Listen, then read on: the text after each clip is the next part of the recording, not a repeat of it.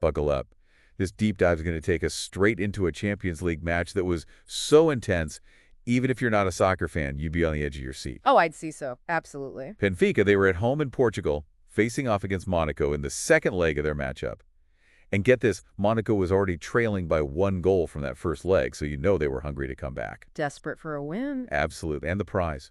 A coveted spot in the Champions League last 16. Couldn't be high stakes. No, I'm telling you, this match had it all. We're talking swings and momentum that'll make your head spin, clutch goals that'll have you jumping out of your seat, and just a touch of VAR drama to spice things up. Oh yeah, we had penalty kicks, headers that rattled the woodwork, and then there's this super sub who comes in and just changes the game in an instant. It's the kind of stuff that makes you love this sport, you know? Absolutely. Pure excitement. So let's break down all the action, starting with the early game. Now, Monaco came out aggressive right from the whistle. Oh, they were pressing hard, looking for that equalizer. They even had a penalty shout early on. Right, but it didn't go their way. And Benfica, they just capitalized on a little mistake from Monaco.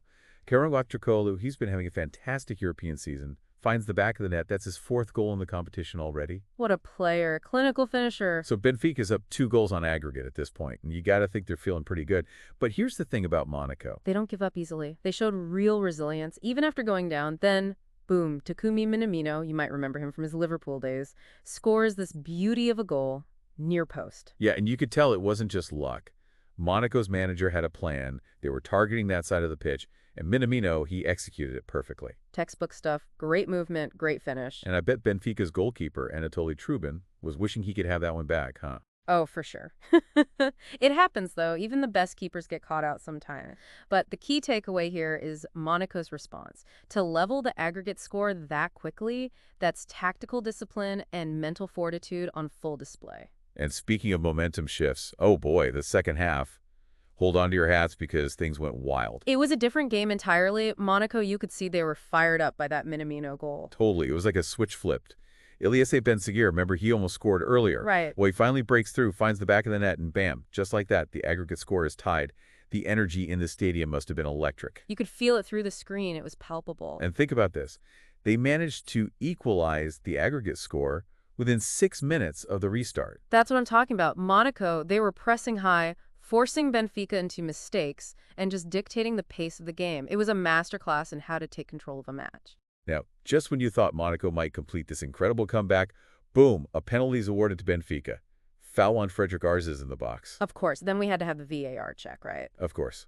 These days, what's a big game without a little VAR drama? Adds to the suspense, though, doesn't it? Oh, absolutely.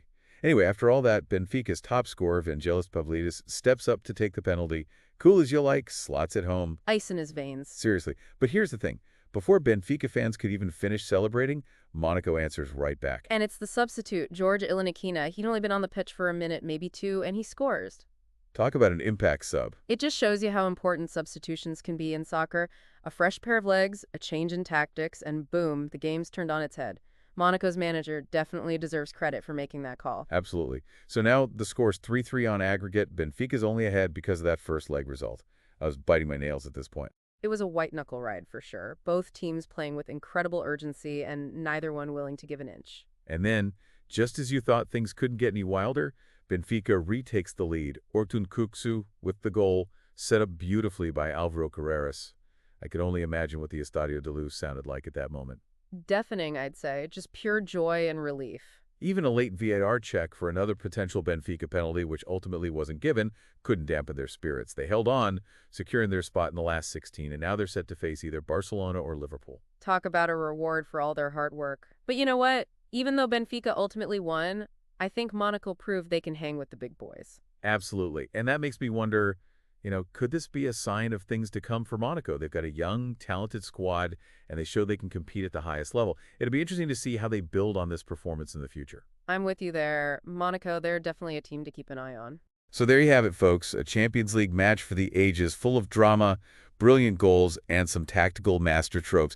Even if you're not usually a soccer fan, you got to admit that was something special. It's what the Champions League is all about. Absolutely. The best of the best, leaving it all out on the pitch. What more could you ask for? Couldn't have said it better myself. Until next time. Cheers.